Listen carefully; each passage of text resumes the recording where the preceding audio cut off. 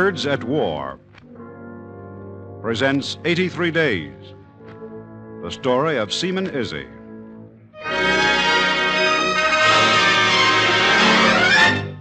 Who? Izzi. Izzi. Izzi what? Just Izzi. It's my last name. Izzi. Some last name you got. What's your first name? Basil. Basil, huh? Your mother didn't like children, maybe. Anyhow, take it easy, Izzi. Lie out flat. Yeah. Which of you guys is the Navy man? You, Izzi? Yeah, me. Seaman second class in my rating. American gun crew on a Dutch merchant ship. How long we out there? 83 days. What happened? We was torpedoed.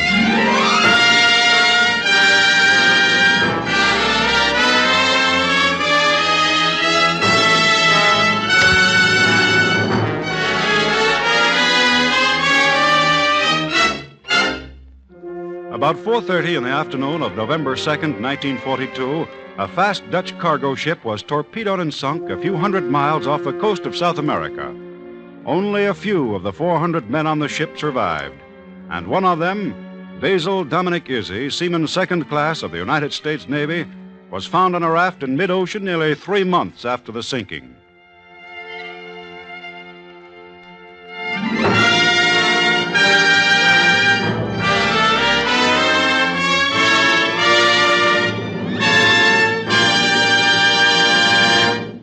Tonight, the National Broadcasting Company, in cooperation with the Council on Books in Wartime, brings you the incredible saga of Seaman Izzi and his companions.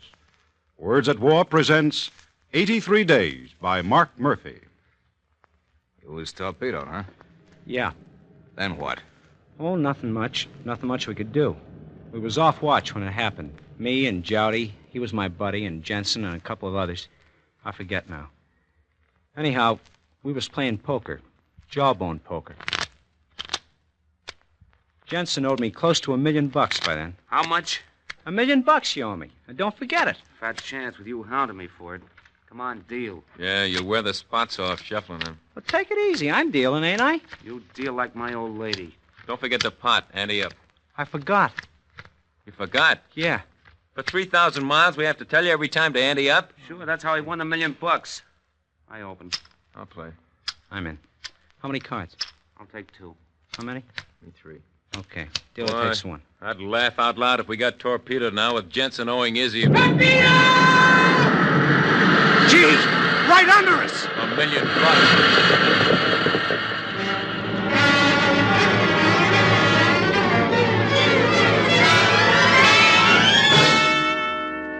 So we caught a fish.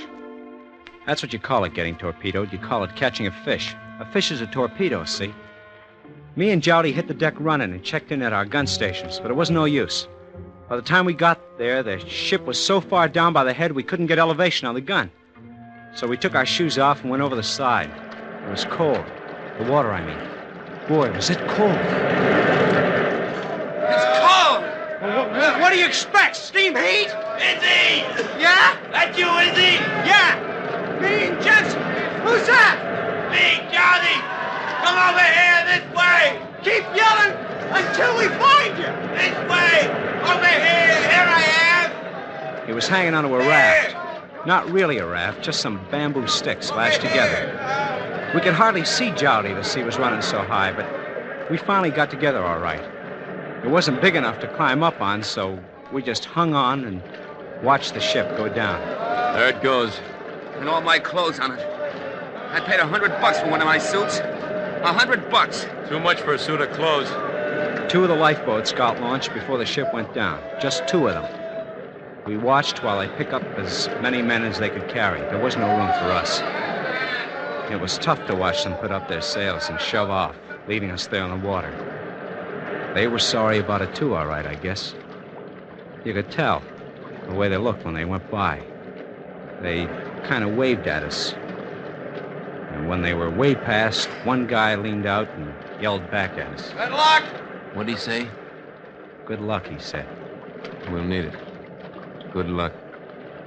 With a little luck, we could have been the guys on that boat going someplace.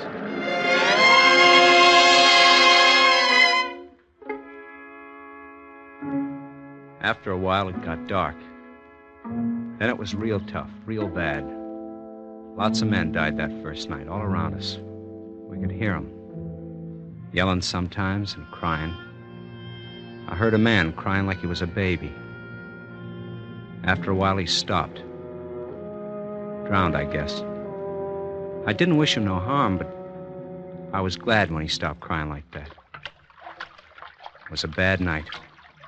We lay there in the water, clutching onto the raft. It was a bad night. Around morning, we got a kind of a laugh, though. Looking for out of the west. This guy, see, he was an ensign named Fawkes. He came drifting by on a hatch cover, riding it like it was a horse. He had a long bamboo pole, and he made out like he was one of them knights. You know, like King Arthur had. Come on, be gone, you rascal! Well, when the sharks came around, this ensign would take this pole he had, and he'd stab at them in the water. And then they'd go away for a while. When they came back again, Ensign Fawkes would sock him again with the pole, and all the time he kept on riding this hatch cover like it was a horse. It was a kind of a laugh for a while, until the sun came out.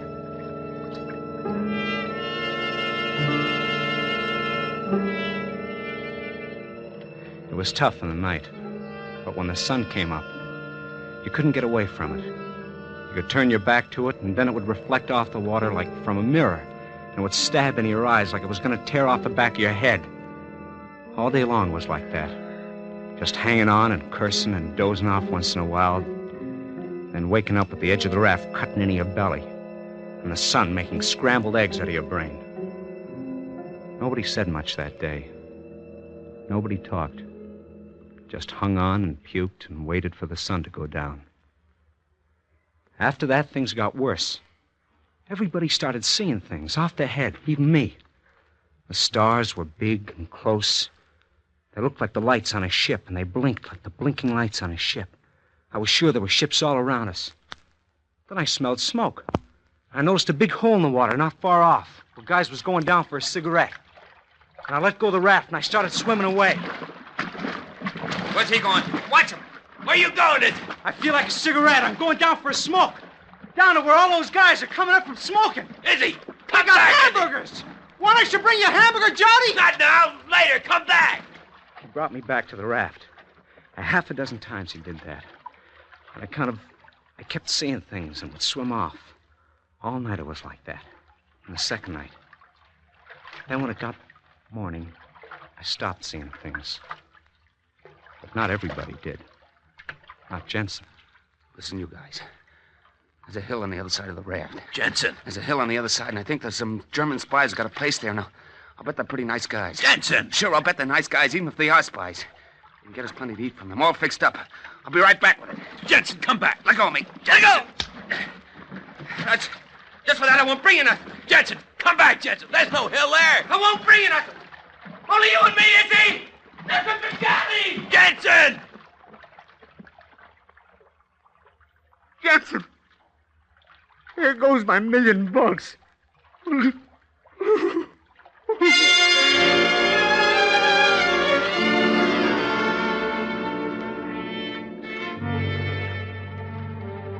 So Jensen went off looking for the hill. There were others. Satterwhite and Ottrip. They swam off looking for a hatch cover. Underneath it was supposed to be a case of beer. And Kasowich, he thought he lost a book. I gotta get back to my father. I got a book for him, and I can't let it sink because I gotta get it back to my father. Only there wasn't any book. And after a while, Kasowich let go the raft. Then there was no more talk about books.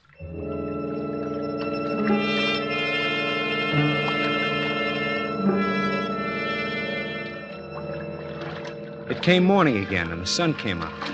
It was like the day before, only nobody had any beans left by then. Except Ensign Fawkes. He was still riding the hatch cover like it was a horse and stabbing at sharks with that pole he had. Only he was getting kind of dopey by then. No sleep.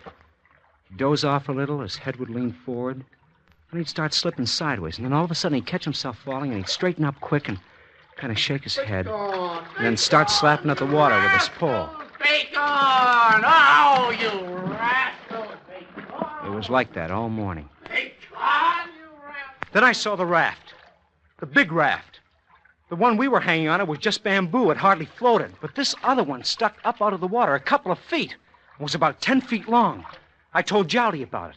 I said we ought to go over there and get on it. Too far. You'll never make it. Come on. It's too far. Come on, will you? Go ahead. You want to go. Drown yourself if you want. It's your funeral. It's too far. I started out by myself, finally. It was a long way off, and it felt like a year swimming toward it. After a while, I saw I couldn't make it the way I was going, and I swam to get in front of it and figured the current would bring it down to me. Then I couldn't swim anymore, hardly. I just lay there in the water with my legs aching and my life jacket digging into my belly and giving me cramps. And all I could do was lay there, just wishing that big raft would come my way and talking to it like it was human. This way, I'd say. Float a little to the left. A little more. Don't be scared. Left. A little more left. That's a good raft. That's right. That's the way. Left. A little more. Please. Finally, it bumped into me, and I climbed up on it. For the first time in 48 hours nearly, I was out of the water.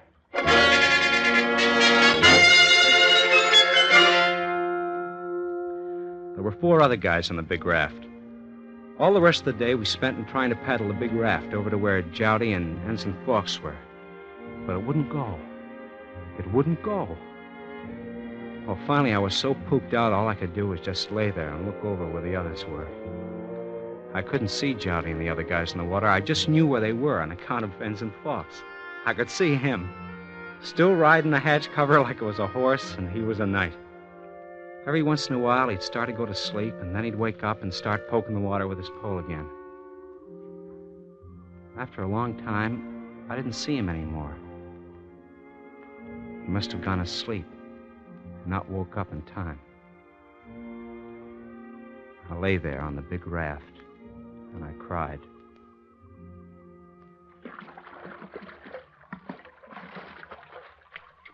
Once upon a time, there were 3 bears. Mama bear, Papa bear, and a little baby bear. Like I told you, there were 4 other guys in the big raft. One I knew, Ensign Maddox. He was my gunnery officer on board ship. Then there was Beasley, an American sailor, and Case Vanderslot. He was a Dutchman who could hardly speak good English. The 4th guy was a 17-year-old Dutch kid named Hugendam. Nico Hugendam. Well, you can't go around calling the guy Nico or Hugendam, so we just called him Junior.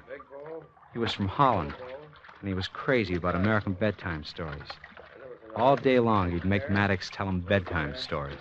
Oh, look, Junior, I told you this one 5 times already. For 2 weeks, I've been telling you about the 3 bears. Haven't you had enough yet? I like it. You go ahead. Please. Well, the little baby bear tasted his porridge, and he said, "My porridge is too hot." The first month went by fast. Mama bear tasted Then the her days porridge. began to get funny. We were running out of food and water. There was 10 gallons of water and a big can of chocolate when we started, and we rationed it out until it was almost all gone. Then the days got funny. The mornings would go fast. Every afternoon was like a year, waiting for night to come so we could get our little piece of chocolate. And every day, Maddox would tell Junior a bedtime story.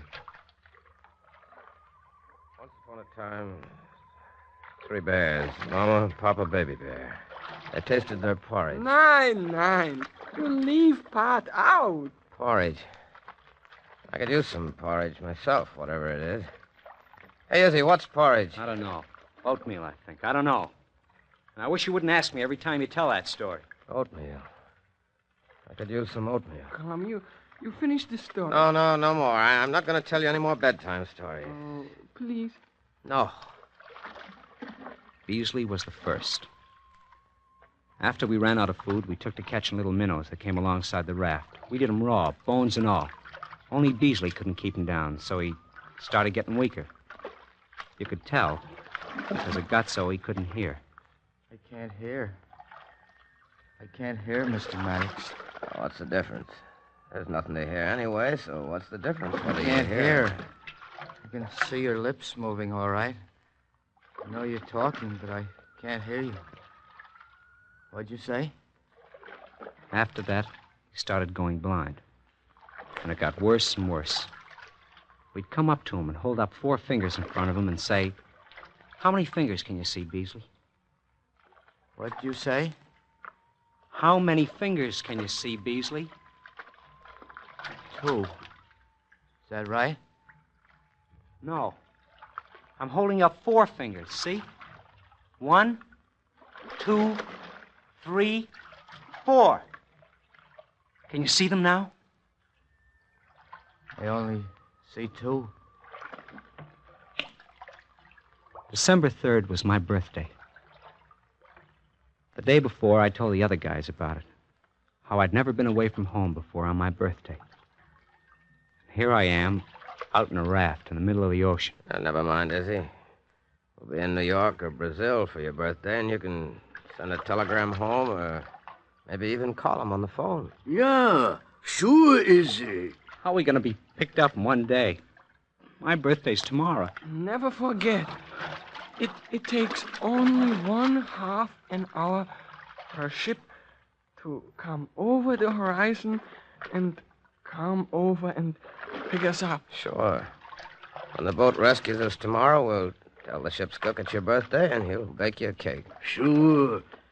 If we get picked up today, we tell him tomorrow is your birthday, and you get cake anyhow. The next day was my birthday. It rained. Hours went by, and we still talked about my birthday, and it kept on raining. It rained the hardest on my birthday that it ever did while we were out there. They tried to cheer me up. Oh, never mind, Izzy. We'll be picked up tomorrow, and we tell ship's cook yesterday was your birthday, and he baked you cake just the same. That afternoon, it rained so hard I couldn't see more than a few feet in front of me. And I cried, my head out in the rain and tears rolling down out of my eyes, because I knew if a ship did come by, they couldn't see us. I was 20 years old that day.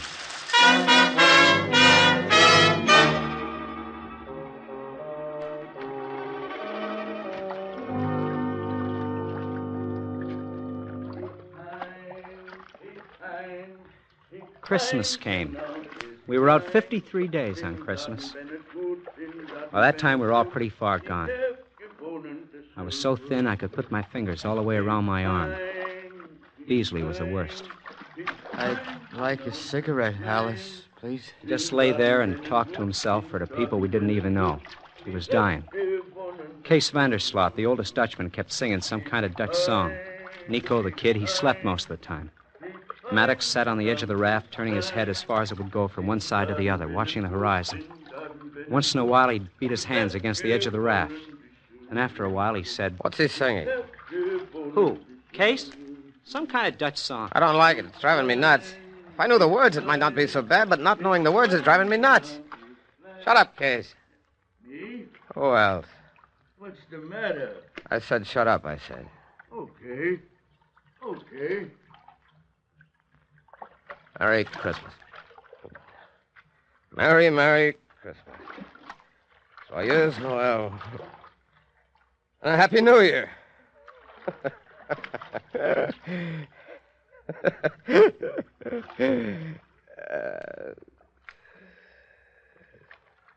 You know what I'd do if I was ashore? Shut up. I'd walk down the street and I'd go into the first 5 and 10 cent store I came to, and I'd get me some fig squares. That's what I'd do. What is this, fig squares? The little cookies. They get ground up figs inside, you know? And the 5 and 10, they're always fresh. I never heard of a fig square. Sure, you know. They're kind of cut off at each end, and you can see the ground up figs inside. Maybe you mean Fig Newtons. In Lafayette, Indiana, we call them Fig Newtons. Not where I come from. Where I come from, they call them fig squares. In Lafayette, they call them Fig Newtons. Please, Alice, why don't you help me? I'm over here, Alice. Alice, can't you see me? On the 66th morning, when we woke up, Vandersloot asked me how Beasley was. All night long, Beasley had been moaning. In the morning, we looked at him to see how he was. He was dead. His hands were out in front of him like he was grabbing for something. His teeth were showing. We knew he was dead, but we kind of watched him for a couple of hours, hoping he would move. But he didn't. And then we were sure he was dead, and we took off his dungarees and got ready to bury him. Somebody ought to say a prayer. How about you, Izzy? You're a good Catholic. All right, I'll say something. Oh, my God, I'm heartily sorry for having offended thee, and I detest all my sins because I dread the loss of heaven and the pains of hell. But most of all, because they offend thee, my God, who are all good and deserving of all my love. I firmly resolve... When I with the say help of thy push, you grace, guys to confess push. my sins, to do penance, and to amend my life. Amen. Dear Lord, this is our friend. Take good care of him. Amen. Amen. Amen. He's probably going to a better place. May he rest in peace. Push.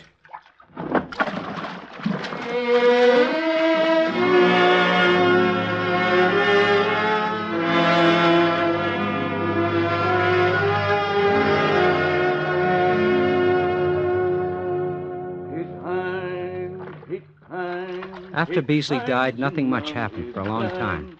We had a couple of arguments on the raft. It got so Maddox wouldn't talk to Vanderslot, only to me and the kid, Nico. Vanderslot and the kid were sore at each other, too, so the only one on the raft who would talk to Vanderslot was me. When the others wanted to tell him something, they told me, and then I told him. Hey, Izzi. Yeah? Tell him to stop singing. Nick says to stop singing, man. Tell Nick I said for him to jump overboard. He says for you to jump overboard. Yeah. Tell him I said no. He says no. Doesn't seem to bother you much, Mr. Maddox. What? I said it doesn't seem to bother you much. What doesn't? The Dutchman singing. Used to bother you. Singing? What's singing? You can't hear him singing? What did you say? Can't you hear him? Listen, can't you hear him? Go on, sing some more. Did you hear him? What did you say? How many fingers? How many fingers am I holding up? How many? 2. Is that right? Yeah, sure. Sure, that's right. 2. But I was lying. It was 4 fingers I held up, just like I used to for Beasley. Maddox was deaf already and was going blind, just like Beasley had. He was dying.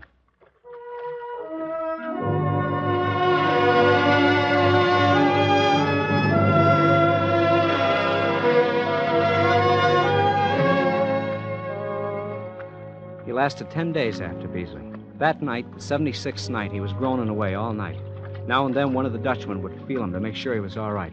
The next morning, the 77th day, when I woke up, Nico, the kid, was watching me. You awake, Izzi? Yeah, why? You better look at the officer. Is he worse? You better look at him. Good morning, Mr. Maddox. How's it coming? Hey! Mr. Maddox! Mr. Maddox! A village is... It happened early in the morning. We didn't want to tell you. We should bury him right away, I think. Yeah. Take off his wedding ring. He used to talk about it. His wife told him to be sure to come back with it on, or else it would be bad luck. Yeah, then maybe we should leave it on. No. His wife will want it. Pete Hine. So we buried Maddox at sea, like we had Beasley. This time we watched his body. His hair was awful long by then, and it floated out in the water, and we could see him drift past us and then back 50 feet or so, his hair floating out in the water. And something jarred him. His hair fluttered in the water, and we didn't see him anymore.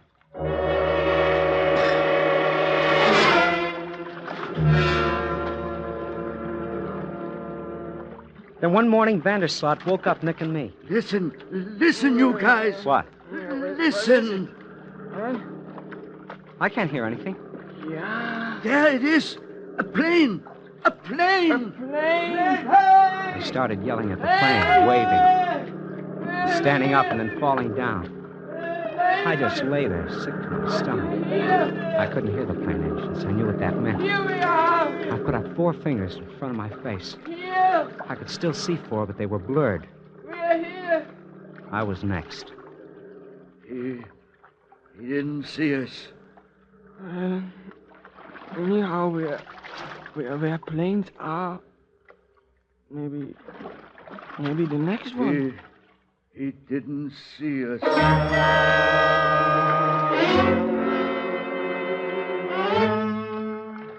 We saw 2 more planes that morning, just scouting, not looking for us. They were just scouting.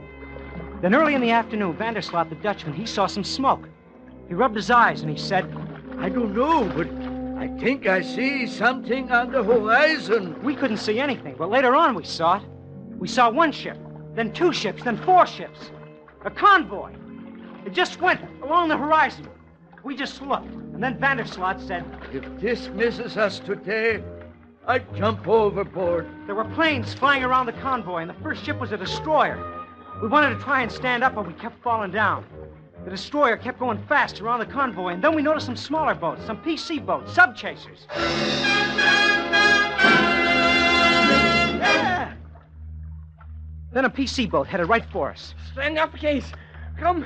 Yeah. Wave the flag at them. Hold me up. Yeah, Hold me I'll up. hold you here. They're coming. Yeah, Should we closer. yell? What are they doing? Tell us, what are they doing? Lieutenant, should we yell? Shut up. Hold me up. See, I'm holding you. Tell us, What are they doing? What's happening? Shut up. No, Shut up, Tell will me you? what's happening, They're will you? coming closer. Yeah. Shut up! They see us. They see us.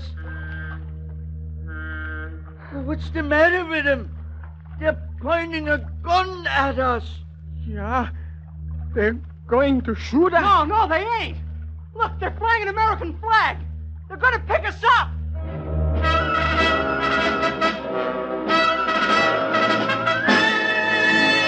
They picked us up. We wound up the day in clean sheets. The 83rd day, we were on the raft. 3 months.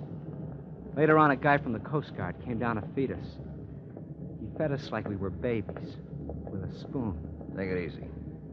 What's your name? Izzy? Izzy. Uh-huh. Izzy what? Just Izzy. It's my last name. Izzy. Some last name you got. What's your first name? Basil. Basil, huh? Your mother didn't like children, maybe. Yeah.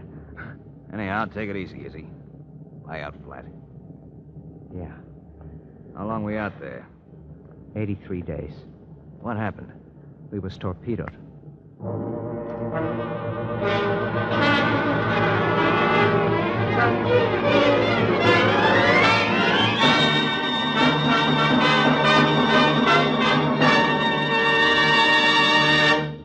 As the 17th program of Words at War, we have brought you passages from the recently published book, 83 Days, The Survival of Seaman Izzi by Mark Murphy. This book tells the true story of Basil Izzi, Seaman Second Class, an ex-baseball player from South Barry, Massachusetts. The radio adaptation was by Edith Summer. Seaman Izzi was played by Paul Mann. Others in the cast were Paul Gordon, Tom Hoyer, Kenneth Lynch, Myron McCormick, Bill Quinn, Jackson Beck, and Glenn Anders. The original music was composed by Morris Momorsky and conducted by Max Goberman. The production was under the direction of Joseph Losey.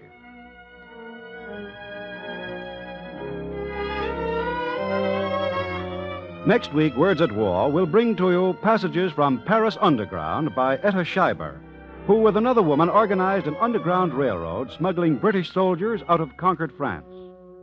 Words at War is brought to you in cooperation with the Council on Books in Wartime, by the National Broadcasting Company and the independent radio stations associated with the NBC network.